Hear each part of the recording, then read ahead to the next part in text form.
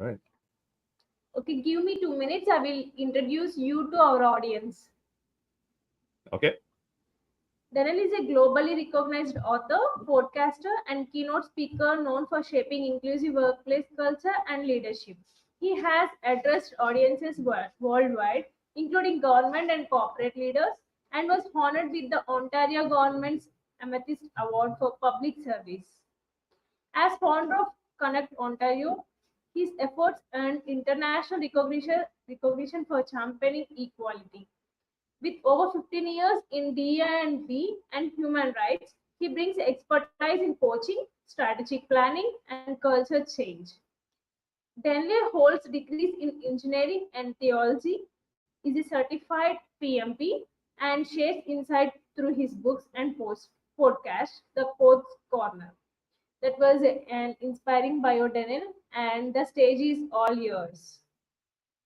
You can proceed with Okay. your presentation now. All right. Well, thank you, um, Melinda and team.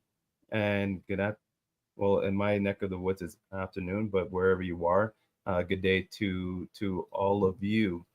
It's going to be a pleasure to share with you in terms of this idea of belonging at work and how leaders can build a home away from home. And so, as I get into it, for those who want to try to, I know, engage me on LinkedIn, whatever, I happily will do that, and you can find me there. But I also, in the intro, I do podcasts, and so a lot of these things I'll share with you. If you miss it, or you say, "Hey, I wish you could expand on it more," you can find me on the Coach's Corner as well. So I just want to kind of lay that out there as well for all of you. Uh, as I kind of get into the oops. All right. As I now get into this idea, oh, there I am. Yeah. So here we are. And one of the biggest questions that are on the table in many workplaces today, especially if you're in the uh, areas of services, nevertheless, this idea of belonging at work. I guess the first question that folks will want to ask, does it even belong in the workplace? And you can answer that in the chat, because I know I saw it to some people, and maybe it could be just a North American team a thing, but some parts of the world may say this is nonsense. It's Some will say poppycock, foolishness. You can think of the synonym, but I want to just challenge people that I do think the workplace has evolved. I think the workplace has evolved such that belonging is an important mixture. It is an important element. It is the chemistry. It is the secret sauce that makes the company go. And I don't want people to lose sight of that. And you say, why do I say that? Because many of you, I undoubtedly watch sports. You watch sports, whether it be football, whether it be the soccer version we call it in North America, or most people around the world will say football with the feet, or football throwing it, or basketball. You name the sport, the team sport. What is the common denominator with those teams that win, whether it be men or female? You hear all the time that we see each other as a family. Hear that? We see each other as a family.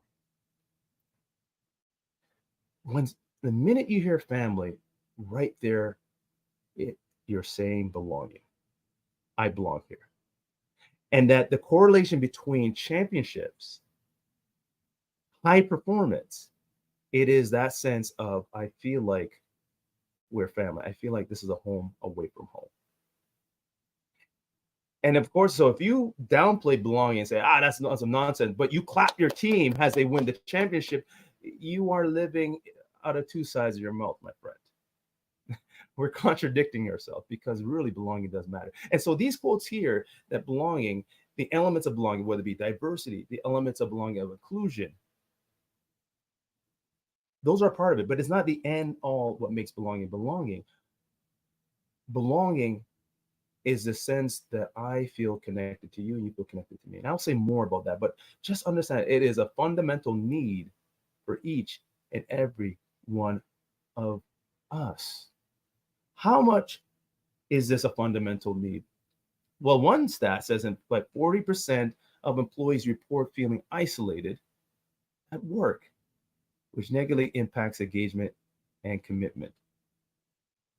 And that companies foster belonging, see better job performance and lower turnover risk and few sick days. And I think we know this. As I said, you find a team that doesn't do well in sports, chances are if you go into the locker room, there's quite a little level of dysfunction. There's quite a level of disharmony.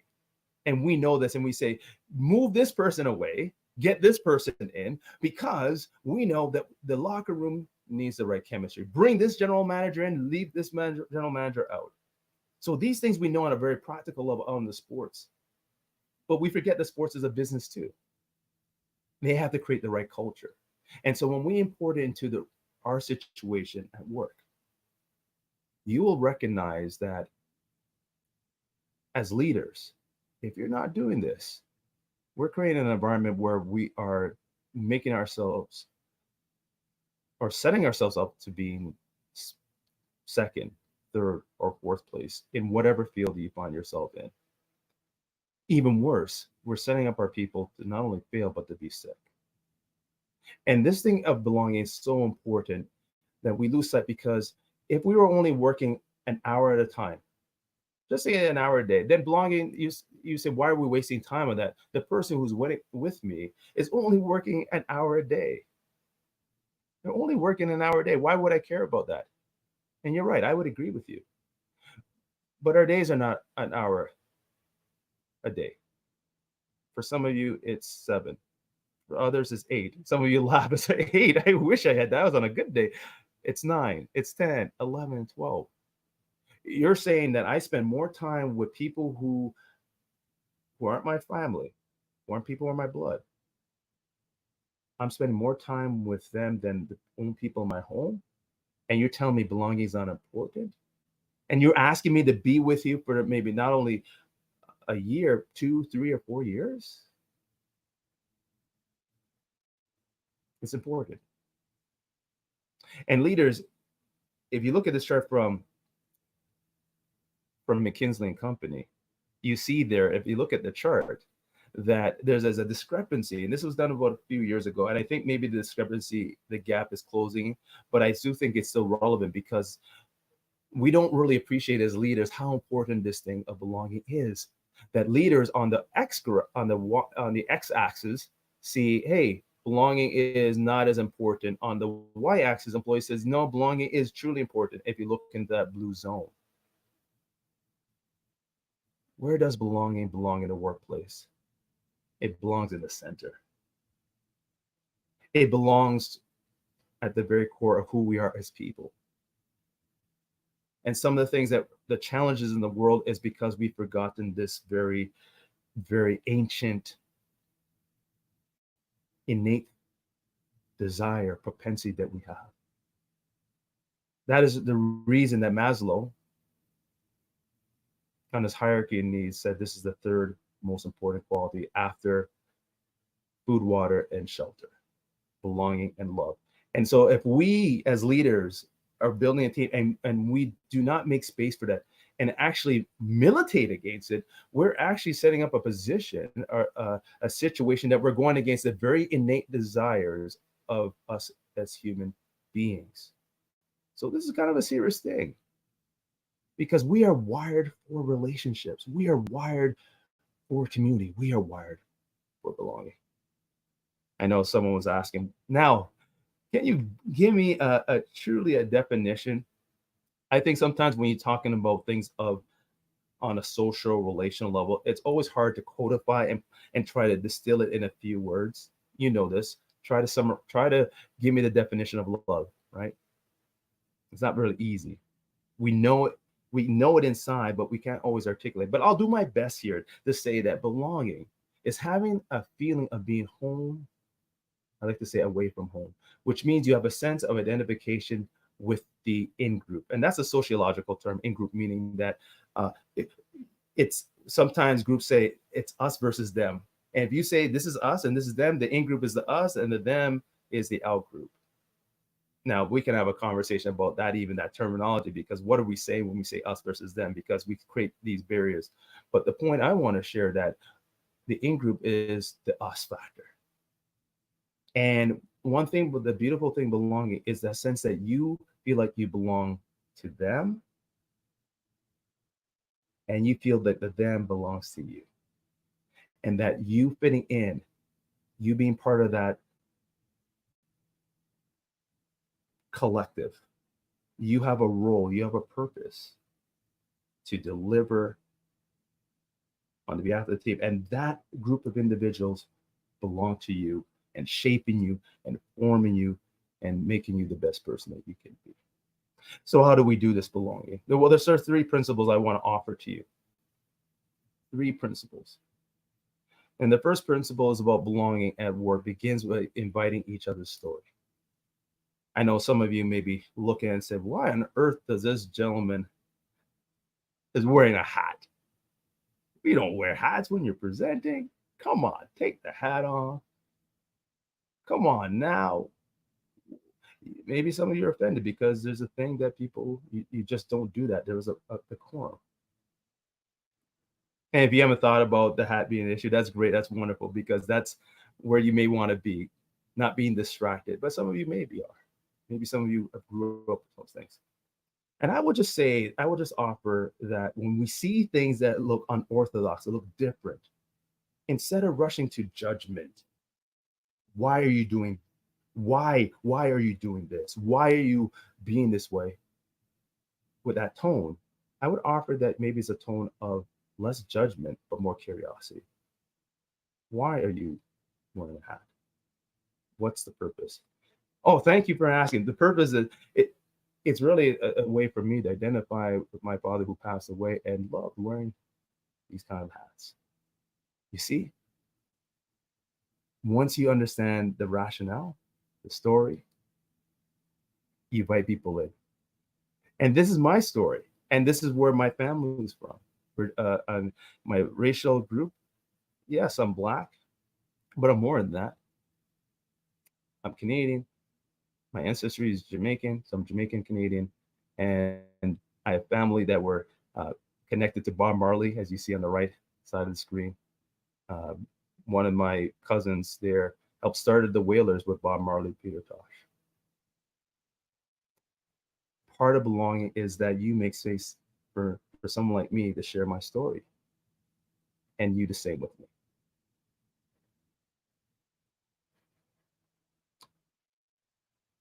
If you don't do that, we're going to have problems building that place of belonging.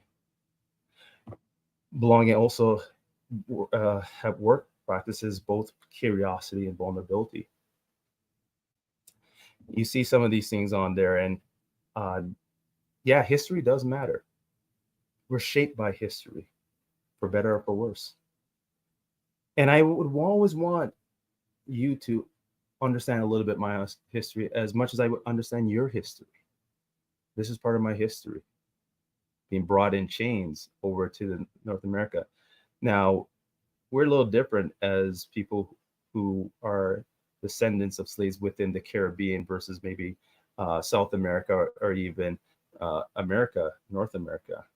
But we have a common experience in terms of being dehumanized, and my family being brought to Jamaica from Nigeria and the other parts of Western Africa by chains, laid out by sardines in a boat, either picking cotton in the US or picking sugar canes in the islands. You're like, what does sugar cane have to do with that? Well, if you like to have a good time in Jamaica or any parts of the Caribbean and you're sipping on some Captain Morgan or Ray and Nephew, yeah, that's the sugar that make those things. And that shapes us. That story shapes us, because from there, my work ethic comes from my family who's been bred in that sort of environment. So that matters. Your curiosity and my vulnerability does matter in the. But lastly, I also want to say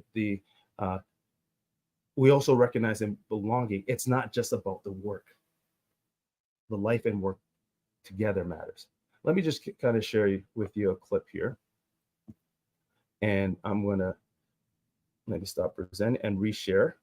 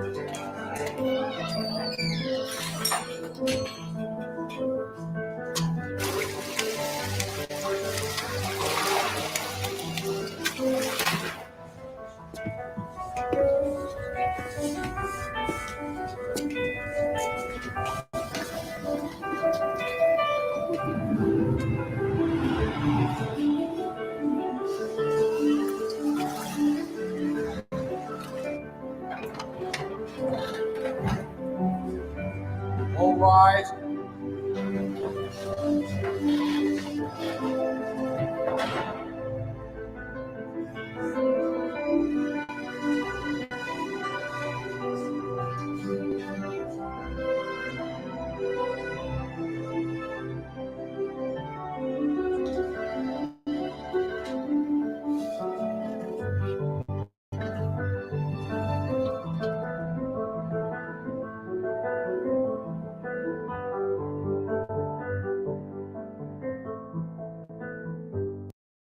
Okay.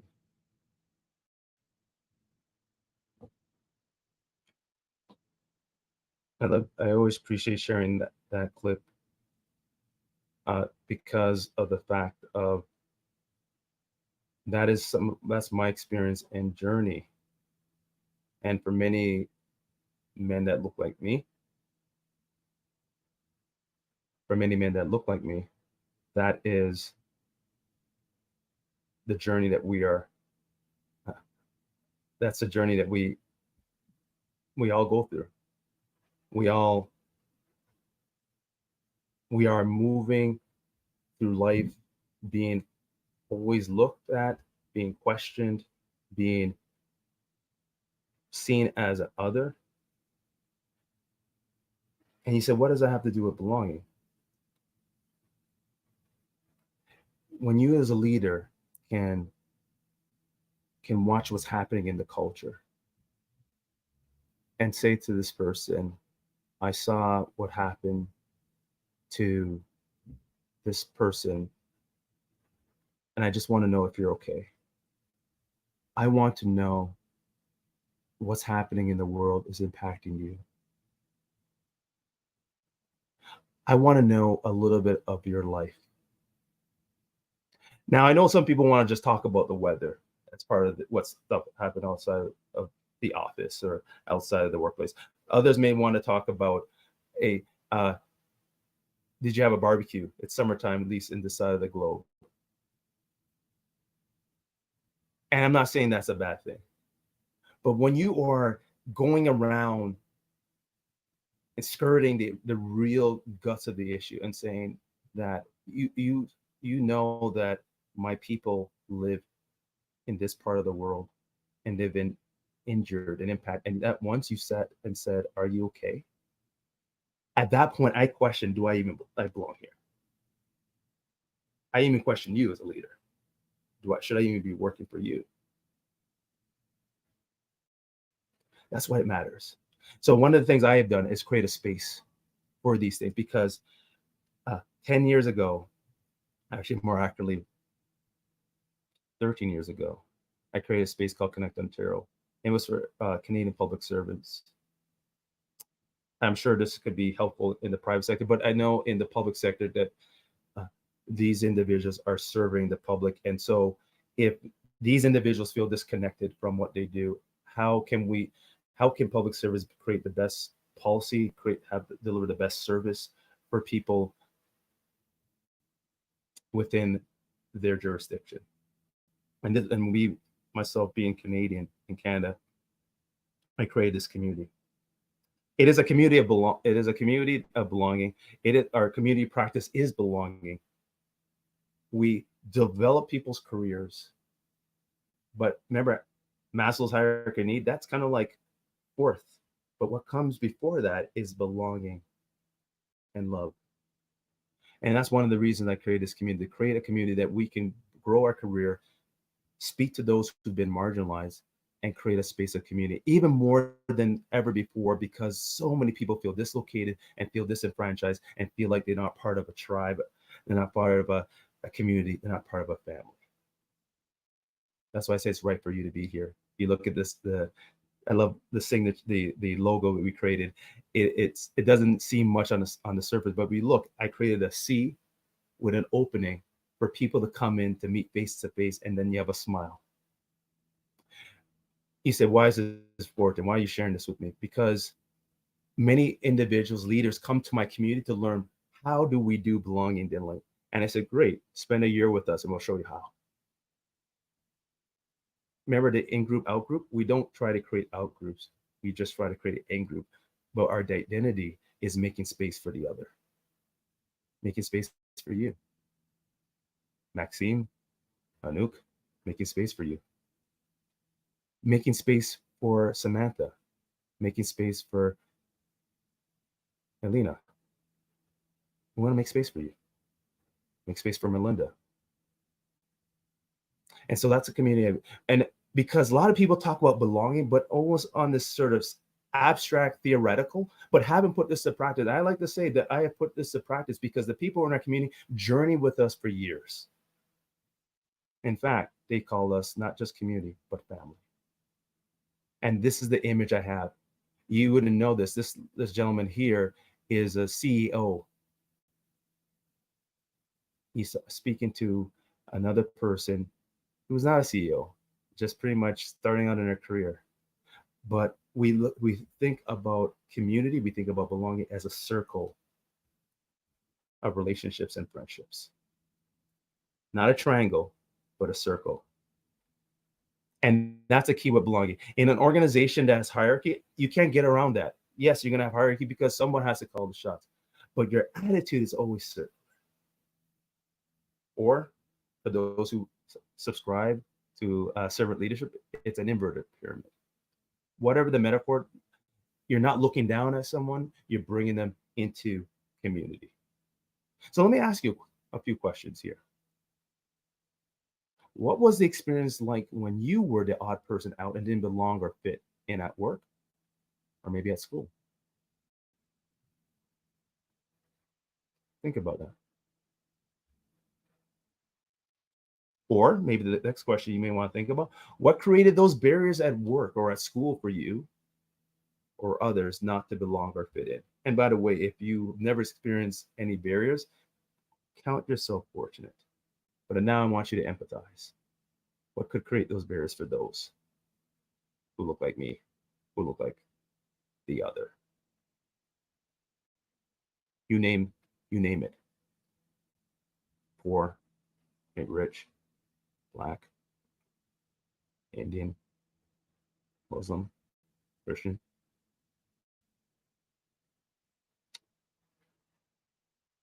Male, female, young, old. We all come with some challenges where we don't feel like we belong. You know that sometime in your own family, you feel like there's barriers for you in fitting in. And are you seeing the same barriers in your field or organization? If so, name them. All right, you thought about it a little bit.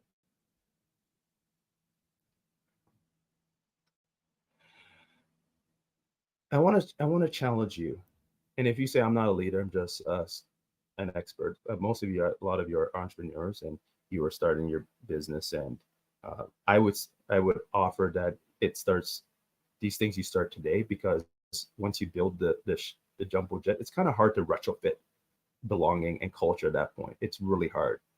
So if you're starting out in your building, build it today. If you're a leader who inherits something that is really a mess, it's going to take some time, but you have to now, for you have to be intentional, because it's not going to happen by happenstance. And for those who are not maybe in a leadership position, it doesn't mean the person beside you, the colleague, person here, you can't wrap your arm around them, proverbially speaking, and say that, hey, you belong here. So I want to say, like, you can create belonging in the workplace by be willing to go first and make space. Know your people's stories beyond the surface. Open up courageous conversations and spaces for heart work. Ooh, heart work. That means, like, these are the things that stuff in the reality of the life. Your mother just passed away. Oh my goodness. Did you get an opportunity to talk to anyone? If you're not, I'm here for you. Oh, your children just graduated from school. Fantastic. If there's room and you feel like I could, if you won't mind, I'd love to be there and see that early achievement. Hard work.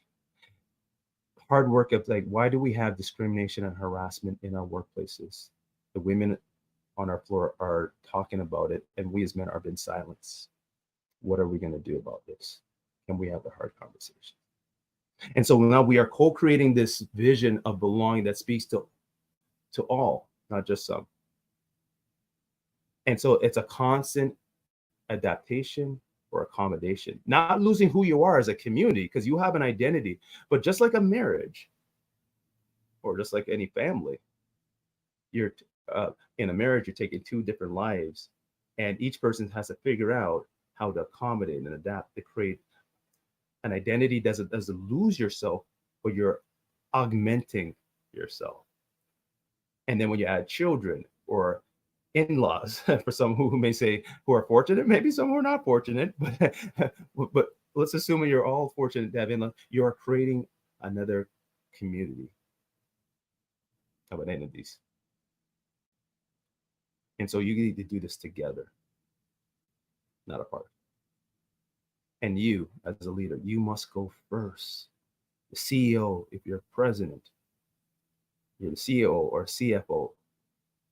And I'm talking to some CFOs here because sometimes you put money before people. Don't do that. That's not going to create a space of belonging. And as hard as it is because you are the numbers person, I challenge you, see the humanity of it all. As you make cuts, please see the humanity of it all.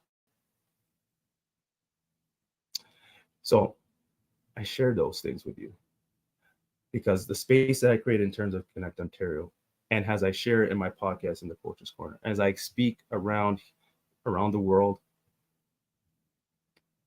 to beat the drum, not just talk about belonging in some abstract way, but some real ways. I'll share this. During the time of the pandemic, of course, we didn't have an opportunity to meet each other in person. So we had to find alternate means, alternate channels to communicate. Fortunate for us as Connect Ontario, we always had a way to meet virtually, but usually through a Polycom, a telephone. Really, the platform of Zoom wasn't fully formed, and there's Skype, but that wasn't really too well. Sorry, Skype, that's why I know you're out of business. But just to say that we didn't use that because of spotty. The technology wasn't really robust, let's say it that way. But when we did that, and we were on Zoom, or we were on some other teleconference, or I should say televideo, I remember one lady writing to us, commenting that what we did saved her life because she had no community, she had no belonging. We created space for her. While her workplace were trying to figure it out, we created the space for her because we made the room. You see this circle here? That's what we're talking about. And so I thank you for the opportunity, for allowing me to be in your space. I hope that you felt that what I share to you belongs to you. And I may not see you specifically, we may never meet, but I do hope that the words I share would stay with you and that I would inform you to be the best leaders you can be, to create a home away from home. And I hope I show some practical tips how. Knowing the stories, being curious and vulnerable, and knowing people's life outside of work. You can find me on LinkedIn. You can find me on the Coach's Corner, and on all your platforms, Spotify, Apple, so forth. But I hope I get the contact and talk to you someday if you want me to share with you and your organization further on some of these principles and tips. Thank you.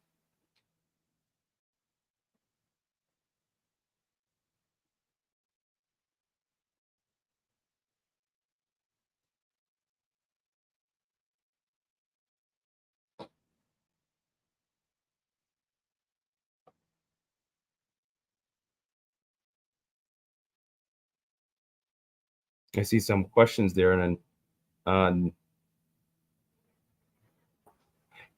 what does belonging mean to you? Yes, Daniel. Okay. Yeah, thank you so much for your valuable time, Daniel. And we have a few questions from our audience, Daniel. I want to ask you one. Okay. Does your workplace make space for personal stories and diverse experiences? Yeah, absolutely. We do, and we're intentional about it. And you probably say, okay, I said yes, but what does that look like? It looks like simply in a team meeting, stopping and asking people how was their evening, how was their weekend, and if as a leader, remembering what happened the week before when someone said, hey, my child is graduating in a few days, in the following meeting, is to say, hey, how was that graduation? That's how you invite the personal stories, because people will share more than you've asked because you said, oh, you gave me permission. You have done a very good job in this presentation, and thank you so much for your valuable time, Daniel. And be on the backstage and please join the next session. Yeah. Well, thank you for your question, and I hope to talk to you sometime soon again. Enjoy your day, everyone. Happy Friday Eve. Yeah, thank you so much.